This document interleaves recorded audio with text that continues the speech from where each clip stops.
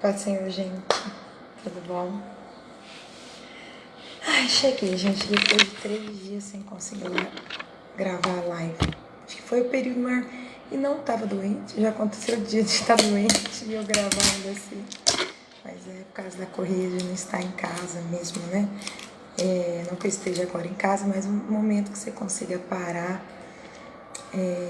Mas vamos ler? Então hoje não são capítulos tão grandes. Eu falei, então vamos ler o 8, o 9 e o 10. E às vezes você também vai estar na sua leitura da Bíblia. E às vezes vai acontecer isso, né? Alguns empecilhos, mas não pare. Né? Quando você der uma atrasada, corre atrás. Mas não pare de ler esse bendito livro, as Sagradas Escrituras. Amém? Vamos ler Números, capítulo 8, vai dizer: a preparação das lâmpadas. O Senhor disse a Moisés: dê as seguintes instruções a Arão. Quando você colocar as 7 lâmpadas, posicione-as de modo que ilumine o espaço à frente do candelabro. Arão seguiu essa instrução, posicionou as 7 lâmpadas de modo que iluminasse o espaço à frente do candelabro, conforme o Senhor havia ordenado a Moisés. O candelabro todo, desde a base até as flores, era de ouro batido. Foi feito exatamente de acordo com o modelo. Aleluia! Que o Senhor havia mostrado a Moisés. A consagração dos levitas. O Senhor disse a Moisés: agora, separe os levitas do restante dos israelitas e torne-os cerimonialmente puros. Para isso, você aspergirá sobre eles a água da purificação, os fará raspar todo o corpo e lavar as roupas. Assim estarão cerimonialmente puros. Instrua-os a trazerem um novilho e uma oferta de cereal de farinha, da melhor qualidade, umedecida com azeite, junto com outro novilho, como oferta pelo pecado. Reúna toda a comunidade de Israel e apresente os levitas à entrada da tenda do encontro. Quando você trouxer os levitas diante do Senhor, os israelitas colocarão as mãos sobre eles. Com as mãos levantadas, Arão apresentará os levitas ao Senhor como oferta especial dos israelitas e desse modo os consagrará ao serviço do Senhor. Em seguida, os levitas colocarão as mãos sobre a cabeça dos novilhos. Você sacrificará um novilho ao Senhor como oferta pelo pecado e o outro como holocausto a fim de fazer expiação pelos levitas. Coloque os levitas em pé diante de Arão e de seus filhos e com as mãos levantadas apresente-os como oferta especial para o Senhor. Assim você separará os levitas do restante dos israelitas e os levitas serão meus. Depois disso, eles entraram na tenda do encontro para realizar o trabalho deles, pois você os purificou e os apresentou como oferta especial. Dentre todos os israelitas, os levitas são reservados para mim. Tomei-os para mim, em lugar de todos os filhos mais velhos dos israelitas. Tomei os levitas como seus substitutos, pois todos os filhos mais velhos e todos os machos das primeiras crias dos animais em Israel são meus, e eu os separei para mim no dia em que feri mortalmente todos os filhos mais velhos dos egípcios e os machos das primeiras crias de seus animais. Sim, tomei para mim os levitas em lugar de todos os filhos mais velhos, e dentre todos os israelitas designei os levitas para Arão e seus filhos. Eles servirão na tenda do encontro em favor. Entenda isso, não é um povo diferente. Ele vai estar trabalhando em favor, né? Então, muitas pessoas também na obra do Senhor servem, eles não têm que ser colocados numa posição mais alta, né? Na verdade, quem tem, por exemplo, o pastor é o que mais serve. Ele está ali em favor do povo, em nosso favor, né? E oferecerão sacrifícios para fazer expiação pelo povo, de modo que nenhuma praga os atinja quando se aproximarem do santuário. Versículo 20 agora do capítulo 8. Assim Moisés, Arão e toda a comunidade de Israel consagraram os levitas, seguindo todas as instruções que o Senhor deu a Moisés. Os levitas se purificaram e lavaram as roupas, e Arão os apresentou ao Senhor como oferta especial. Em seguida ofereceu um sacrifício e fez expiação por eles, a fim de purificá-los. Depois disso, os levitas entraram na tenda do encontro, para realizar suas tarefas como assistentes de Arão e seus filhos. Assim fizeram tudo o que o Senhor havia ordenado a Moisés. A respeito dos levitas, o Senhor também disse a Moisés: dê as seguintes instruções aos levitas: começarão a servir na tenda do encontro aos 25 anos e deixarão de servir aos 50 anos.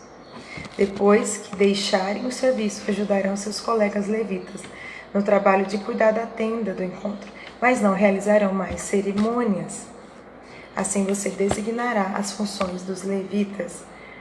Bom dia, Tati. Paz, muita saudade. Querida, tão querida sempre a Tati. Então nós encerramos o primeiro capítulo, nós já vamos começar o capítulo 9. Mas eu queria orar com você. Você percebe, Números é um texto que Deus está dando algumas instruções ao povo de Israel lá no Antigo Testamento. Mas o que me chama a atenção é que eles faziam exatamente de acordo com o modelo que o Senhor havia mostrado, ordenado para ser feito. Deus tem um modelo, Deus tem um padrão de vida, de estilo de vida, e não é porque Ele é carrasco e Ele quer as coisas do jeito dele, é porque Ele é um Deus amoroso e sabe que todas as instruções que Ele dá é para nos proteger, é para guardar os nossos corações e as nossas emoções. E eu queria nessa hora orar com você. Talvez você sabe que Deus tem um padrão, e você fala: não, Ju, isso não é para mim, é para você sim, é para você sim. E é para você porque Deus quer cuidar de você, separar você, né, de toda sujeira, cuidar, te proteger. Vamos orar? Abba, Pai, eu te agradeço por esse dia. O Senhor é bom, o Senhor é maravilhoso. Nós te louvamos, te adoramos. Queremos ouvir a sua voz, ouvir as instruções, ver o modelo, o padrão que o Senhor quer como estilo de vida e seguirmos, porque sabemos que essa é a vida abundante, essa é a verdadeira vida feliz, aquela que o Senhor desenhou, nos deixou, nos ordenou como um padrão, porque o Senhor está cuidando de nós, nos protegendo, porque não há no mundo quem nos ame como o Senhor. O Senhor nos amou primeiro, antes mesmo de nós te amarmos, o Senhor já nos amava. Abençoe, nos ajude, que toda rebeldia saia do nosso coração, que nós possamos obedecer às suas instruções, porque será bênção para as nossas vidas, será para nos proteger e nos livrar de todo mal. Muito obrigada, Senhor, fica conosco, nós te agradecemos. Amém? Amém, Tati. Eu creio também na sua cura, amém? E a palavra do Senhor diz que nós ligarmos na terra será ligado no céu. Então eu ligo agora, em nome de Jesus, que você receba a sua cura, e vou estar orando aqui também com o meu pessoal da intercessão, vou pôr seu nome, tá bom? Bom, gente, vamos continuar? Agora nós vamos ler Números capítulo 9, a segunda Páscoa. No primeiro mês do segundo ano, desde a saída de Israel do Egito, o Senhor falou com Moisés no deserto do Sinai e disse: instrua os israelitas a celebrarem a Páscoa no tempo determinado. Ao entardecer do 14º dia do primeiro mês, siga todos os meus decretos e estatutos a respeito dessa celebração. Então Moisés instruiu o povo a celebrar a Páscoa no deserto do Sinai, ao entardecer do 14º dia do primeiro mês. Eles celebraram a festa ali, conforme o Senhor havia ordenado. Alguns dos homens, porém, estavam cerimonialmente impuros por terem tocado num cadáver e não puderam celebrar a Páscoa naquele dia. Eles se dirigiram a Moisés e Arão no mesmo dia e disseram: ficamos cerimonialmente impuros, pois tocamos num cadáver. Mas porque estamos impedidos de apresentar a oferta do Senhor no devido tempo, como os demais israelitas, Moisés respondeu: esperem aqui até eu receber. Perceba, Moisés não resolve sozinho. Moisés vai até o Senhor para pedir, né, instruções, né? E tem que ser assim: Senhor, isso eu já entendi que eu tenho que fazer, e isso eu não entendi. Então precisamos sempre buscar o Senhor, por isso que nós temos que estar na casa de Deus, lendo a Bíblia, para entender o que Deus quer para nós. Então o Senhor disse a Moisés: dê as seguintes instruções ao povo: se alguém do povo agora ou nas gerações futuras estiver cerimonialmente impuro no tempo da Páscoa, por haver tocado no cadáver, ou se estiver viajando e não puder comparecer à cerimônia, ainda assim celebrará a Páscoa do Senhor, oferecerá um sacrifício de Páscoa, um mês depois, ao entardecer do 14º dia do segundo mês. Nessa ocasião, comerá o cordeiro de Páscoa, acompanhado de folhas verdes amargas e pão sem fermento. Não deixará sobrar coisa alguma do cordeiro até a manhã seguinte, e não quebrará osso algum do animal. Seguirá todos os decretos acerca da Páscoa. Aquele que estiver cerimonialmente puro e não estiver viajando, mas ainda assim não celebrar a Páscoa, será eliminado do meio do meu povo. Se não apresentar a oferta do Senhor no devido tempo, sofrerá consequências de sua culpa. E se algum estrangeiro que vive entre vocês desejar celebrar a Páscoa do Senhor, deverá seguir os mesmos decretos. Esses decretos se aplicam tanto aos israelitas de nascimento como aos estrangeiros que vivem entre vocês. Então, gente, não tem como, né? Quem estivesse viajando, acontecesse alguma coisa, tinha uma outra oportunidade. Se você perdeu alguma oportunidade de estar diante do Senhor, Deus sempre vai te dar outra oportunidade, né? Mas obedeça. Versículo 15, a nuvem de fogo. No dia que foi armado o tabernáculo, a tenda da aliança, a nuvem o cobriu, desde o entardecer até o amanhecer. A nuvem sobre o tabernáculo aparecia uma coluna de fogo. Era assim que sempre acontecia à noite. A nuvem que cobria o tabernáculo tinha a aparência de fogo. Cada vez que a nuvem se elevava da tenda, o povo de Israel levantava acampamento e a seguia. No lugar onde a nuvem parava, eles acampavam. Assim, viajavam e acompanhavam por ordem do Senhor para onde eles os conduziam. Enquanto a nuvem estava sobre o tabernáculo, permanecia acampado. Se a nuvem ficava sobre o tabernáculo por muito tempo, os israelitas permaneciam ali e cumpriam suas obrigações para com o Senhor. Às vezes a nuvem permanecia apenas alguns dias sobre o tabernáculo, de modo que o povo também ficava apenas alguns dias, conforme o Senhor ordenava. Então, por ordem do Senhor, levantavam o acampamento e seguiam viagem. Às vezes a nuvem parava apenas durante a noite e se elevava na manhã seguinte, dia ou noite. Porém, quando a nuvem se elevava, os israelitas levantavam o acampamento e seguiam a viagem. Se a nuvem permanecia sobre o tabernáculo por 2 dias, um mês ou um ano, ficavam acampados e não seguiam viagem. Mas assim que a nuvem elevava, levantavam acampamento, seguiam viagem. Com isso, acompanhavam por ordem do Senhor e vigiavam por ordem do Senhor e cumpriam tudo o que o Senhor lhes ordenava por meio de Moisés. O que quer dizer essa palavra? Quer dizer que havia uma nuvem que protegia eles, né, das temperaturas do deserto, que eram à noite como de fogo para iluminar, mas eles entendiam quando a nuvem andava, era para eles saírem dali. Nós precisamos entender isso, que nós precisamos, Jô, agora está aqui, está tudo muito cômodo para mim, não? Se o Senhor pediu te deu uma ordem para levantar, levante, vai, e o Senhor, vai nos alcançar. Amém? Vamos encerrar. Hoje está sendo bem, porque eu fiquei esses dias sem conseguir fazer a live, mas agora nós vamos finalizar. Números capítulo 10. As trombetas. O Senhor também disse a Moisés: faça 2 trombetas de prata batida, com elas você chamará a comunidade para se reunir e dará sinal para levantar acampamento. Gente, eram milhares de pessoas, provavelmente milhões de pessoas. Então não tinha um WhatsApp para avisar, então eles tocavam a trombeta para avisar quando eles tinham que levantar acampamento. Quando as 2 trombetas soarem, todos se reunirão diante de você, Moisés, à entrada da tenda do encontro. Se apenas uma trombeta soar, somente os líderes, os chefes dos clãs de Israel, se apresentarão a você. Então, só vem os líderes, 2 em todo o povo.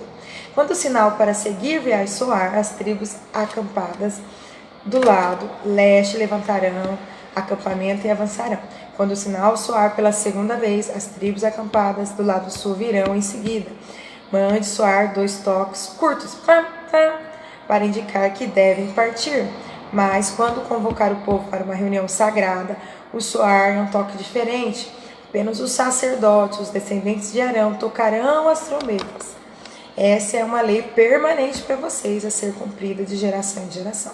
Quando chegarem à sua própria terra e guerrearem contra os inimigos que os atacarem, use a trombeta para soar o alarme. Então o Senhor, seu Deus, se lembrará de vocês e os livrará dos seus inimigos. Façam soar as trombetas também em ocasiões alegres, nas festas anuais e no começo de cada mês, e toquem as trombetas ao apresentarem holocaustos e ofertas de paz. As trombetas lhes servirão de recordação diante de Deus. Eu sou o Senhor, seu Deus. Então Deus gosta de festa, gente. Deus gosta de barulho. Tem gente que não entende. Quando você olha para a palavra de Deus, você vai entender tantas coisas. Deus gosta de celebração. Deus gosta de ser celebrado. Claro que muitas vezes nós nos quebrantamos, choramos na presença do Senhor, mas Deus também, se você acompanhar, é um Deus festeiro, é um Deus que gosta de festa, e nós precisamos entender. E também precisamos entender o soar da trombeta, quando ela era tocada. Então, às vezes, hoje não tem trombeta na igreja, mas quando os líderes dão uma posição, gente, vamos fazer isso, vamos para esse lado, é tempo de levantar acampamento, vamos jejuar mais, vamos orar mais, nós temos que fazer como o povo de Israel, que fazia conforme, de acordo com tudo que Deus tinha ordenado. Pode ser, irmão Leandro. Deus abençoe, querido. Vamos encerrar então, Números capítulo 10, os israelitas deixam o Sinai. No segundo ano, desde a saída de Israel do Egito, no 20º dia do segundo mês, a nuvem se elevou acima do tabernáculo da aliança. Então os israelitas saíram do deserto do Sinai e viajaram de um lugar para outro até a nuvem pousar no deserto de Parã. Da primeira vez que o povo partiu, seguindo as instruções do Senhor a Moisés, o exército da tribo de Judá foi à frente. Marchava atrás de sua bandeira e seu comandante era Naasson, filho de Aminadab. Em seguida vieram o exército da tribo de Issacar, comandado por Natanael, filho de Zuar, e o exército da tribo de Zebulon, comandado por Eliabe, filho de Elon. O tabernáculo foi desmontado e os levitas das divisões Gersonita e Merarita vieram na sequência carregando o tabernáculo. O exército de Ruben veio depois, marchando atrás de sua bandeira. Seu comandante era Elisur, filho de Sedeur. Em seguida vieram o exército da tribo de Simeão, comandado por Selumiel, filho de Zurizadai, e o exército da tribo de Gade, comandado por Eliasaf, filho de Deuel. Então vieram os levitas da divisão coatita, carregando os objetos sagrados. Antes que o povo chegasse ao próximo acampamento, o tabernáculo deveria estar armado em seu novo local. O exército de Efraim veio depois, marchando atrás de sua bandeira, comandado por Elisama, filho de Amiúde. Em seguida vieram o exército da tribo de Manassés, comandado por Gamaliel, filho de Pedazur, e o exército da tribo de Benjamim, comandado por Abidã, filho de Gideone. O exército de Dan veio por último, marchando atrás de sua bandeira e formando a retaguarda de todos os acampamentos das tribos. Seu comandante era Aiezer, filho de Amizadai. Em seguida vieram o exército da tribo de Azer, comandado por Pagiel, filho de Ocrã, e o exército da tribo de Naftali, comandado por Iara, filho de Enã.